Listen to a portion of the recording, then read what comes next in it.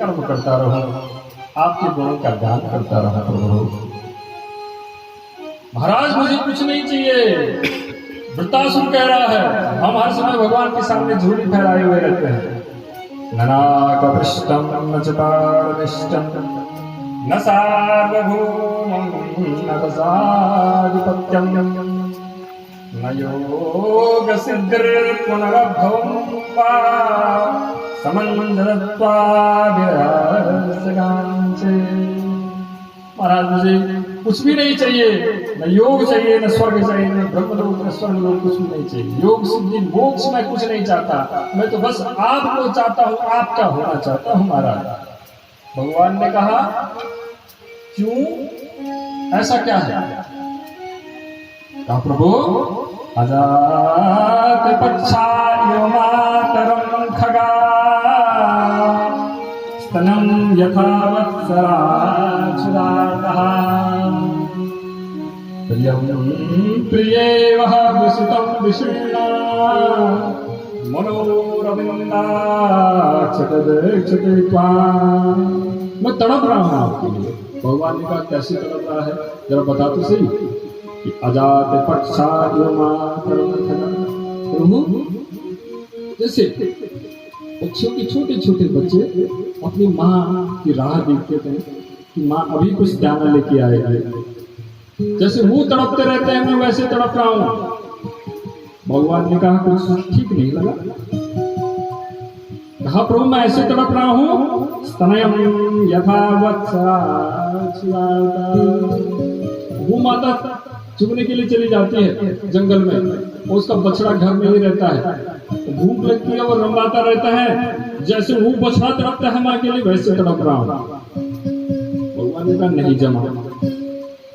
प्रियं प्रियेवा विसुतं विषण्णा, मेरी तड़प ऐसी है जैसे यदि किसी स्त्री का पति सीमा पे युद्ध में खड़ा हो और वो घर में उसके ग्रह के लिए तड़प रही हो, तो मैं ऐसे तड़प रहा हूँ। भगवान को प्रसन्न हुए।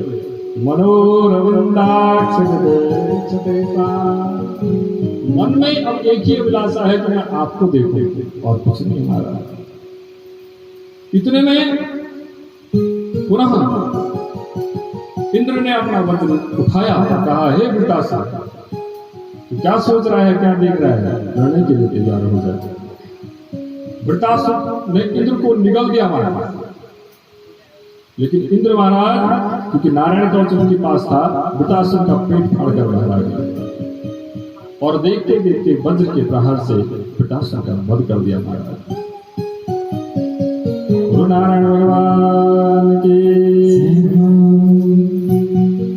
देखते ही देखते इसके शरीर से एक दिव्य ज्योति निकली जो नारायण में समर्पित हो गई। इंद्र को पुनः ब्रह्महत्या का पाप लग गया।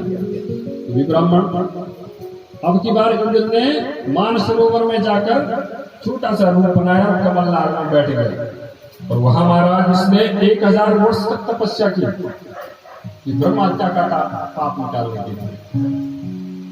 और स्वर्ग का शासन किसको दिया जाए, इस संकट में आ गया। उस समय एक परम तेजस्वी परम धर्मात्मा राजा पृथ्वी में राज करते थे, नाम था नहुस। परीक्षित नहुस को इंद्र बनाया गया, लेकिन जब पद किसी पद के अधिकारी के अनुरूप किसी को नहीं मिलता है तो उसका दुरुपयोग किया जाता है। ऐसा ही नहुस ने भी किया। इसने कहा जब सारा राज मेरा है तो इंद्र पत्नी सची भी तो मेरी होनी चाहिए। सची को जब ये बात पता चली उसने भी अपना दिमाग लगाया। उसने कहा मैं आ सकती हूँ, लेकिन हे इंद्र यदि तुम सप्त ऋषियों की पालकी में मुझे ले जाओ तो मैं आ सकती हूँ। इंद्र ने सप्त ऋषियों को कहा कि आप सब नहुस के सारे राज में सब आते हैं, तो कहा कि आप पालकी में कहार बनेंगे और मुझे वहां तक पहुंचाएंगे। महाराज सप्तऋषि तैयार हो गए, लेकिन वहां जाने की जल्दी में बार बार इनको महाराज ही प्रताड़ित करता रहा और इन्होंने इसको श्राप दे दिया कि हे इंद्र जा तो इसी समय धरती पर सांप बनकर, हे नहुस जो इंद्र के रूप में है, इसी समय पृथ्वी में जाकर सांप के रूप में जन्म लेगा। और ये तुरंत स्वर्ग से पतित होकर महाराज पृथ्वी पे आ गया। पुनः इंद्र महाराज तपस्या पूर्ण करके स्वर्ग के सिंहासन को प्राप्त करते हैं।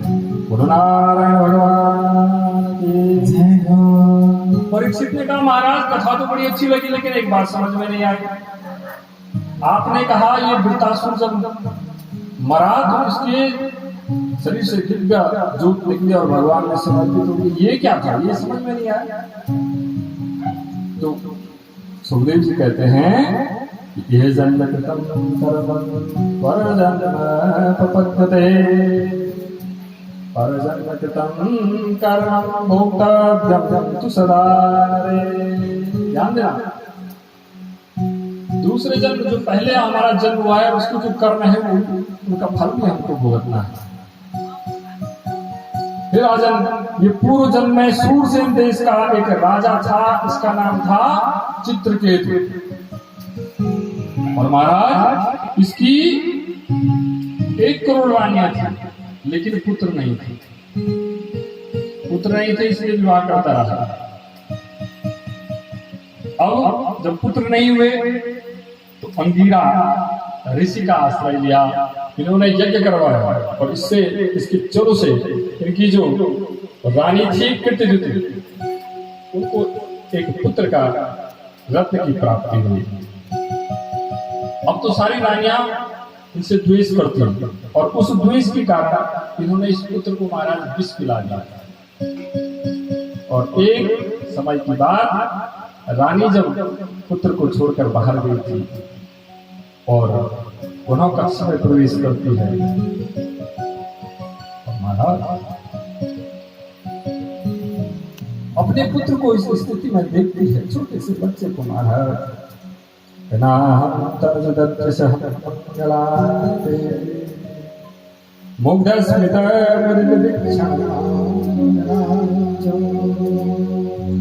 किं वा गतोऽस्य पुनरं यमनो यलोकं नीतो घृणेन नश्नो निकलास्ते। तू खड़ा क्यों नहीं हो रहा है? तेरी वो मधुर मुस्कान भरा जो चेहरा था पुत्र, मुझे आज उस चेहरे पे क्यों नहीं आ रही है? हाय मुझ अभागिन को कब तुम्हारी टोकरी सी बोली सुनने आएगी। छाती पीट पीट कर रुदन कृतज्ञ कर रही है। हे विधाता, हे विराज, क्या वास्तव में तू इतना निष्ठुर है? किंवागतो सपुरं यमलोकः नीतो गृणेन नश्नो निकलास्ते। सचमुच हे युवराज, आप मेरे पुत्र को ले गए हैं, पानी बेहोश कर दे महाराज। चित्रकेतु आए, बड़ा रुदन चित्रकेतु ने किया, रुदन व्याप्त हो गए महाराज।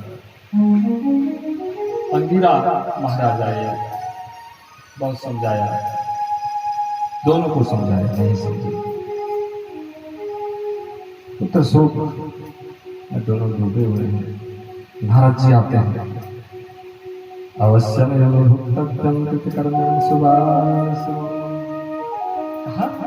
कर्मों का फल है, भुगतना ही पड़ता है।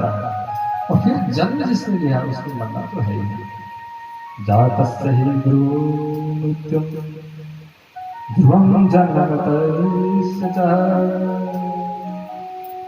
लिखा लेख जो जितना लाया उसको उतना रहना है। लेकिन महाराज बिछुड़न बड़ी परुष होती है, सबको इसको सहना है। जितना जो लिख के लाया है उतना ही रहना है, ज्यादा नहीं रहना है। हम तो महाराज सब एक सफर के साथी हैं। एक बस में एक ही सीट में बैठे हुए एक परिवार हो गया महाराज। जब पिता का स्टेशन आएगा पिता को उतरना है, माँ का स्टेशन आएगा माँ को उतरना है। बिछड़न बड़ी परुष होती है, सबको इसको सहना है। साथ कौन जब आया था तू, कौन साथ में जाएगा। रिश्ते नाते तन माटी के, माटी में मिल जाएगा। रिश्ते नाते तन माटी के, माटी में मिल जाएगा। बहुत समझाया महाराज, समझ में नहीं आया था तो फिर नारद जी ने उस पुत्र की आत्मा को बुलाया, कहा कि महाराज ये आपका पुत्र है। वो पुत्र खड़ा होकर बोलता है कि मैं तो इन दोनों को पहचानता ही नहीं, न जाने कितने जन्मों में मैं इनका पिता रहा हूं और न जाने कितने जन्मों ये मेरे माता पिता रहे हैं। जब ऐसा उसने कहा तो महाराज चित्रकेतु का जो मोह था वो भंग हो गया, लेकिन मन में विरक्ति आई। दोनों शांत तो हुए, लेकिन अब चित्रकेतु ने महाराज भगवान का ध्यान किया, भगवान की तपस्या की। भगवान ने इसको तेजोमय विमान दे दिया। इस विमान पर सवार हुआ, दोनों पति पत्नी चलते चलते कैलाश के ऊपर पहुंच गए। और वहां क्या देखते हैं, एकदा सविमानेन विष्णुदत्तेन भवस्तदा गिरीशं तदृशे गच्छन् परितं सिद्धचार। भगवान शंकर कैलाश पर विराजमान है और उनके गण उनकी पूजा कर रहे हैं, लेकिन भगवान शंकर कैसे बैठे हैं गणों के बीच में।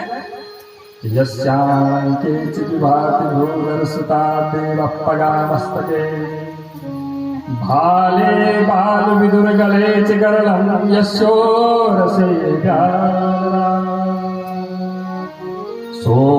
सोऽम्भूति विभूषणं सुरवरः सर्वाधिपः सर्वदा, सर्व सर्वगतः शिवा शशिनिवासे शंकरप्पा। तो श्यामकी जी विभूति भूधरसुता, भगवान शंकर ने माता पार्वती को अपने गोद में, अपने अंक में बिठा रखा है। इस बात को देखकर यह हंसा। इतने सिद्ध गणों के बीच में भगवान शंकर ऐसे निर्लज्ज बैठे हुए हैं, इसको हंसी आई। माँ पार्वती ने देखा तो तुरंत इसको श्राप दे दिया। यह राक्षस प्रवृत्ति का राजा, तो हमको देख के हंसा, मैं तुझे श्राप देती हूँ कि तू राक्षस योनि को प्राप्त होगा। तुरंत माँ के चरणों में गिरा। और माताओं का हृदय तो बड़ा दयालु होता है। माँ ने कहा श्राप तो दे दिया, लेकिन एक वरदान भी देती हूँ कि तुझे उस राक्षस योनि से मुक्ति नारायण से मिलेगी, तू मोक्ष को प्राप्त होगा। बोलो नारायण भगवान।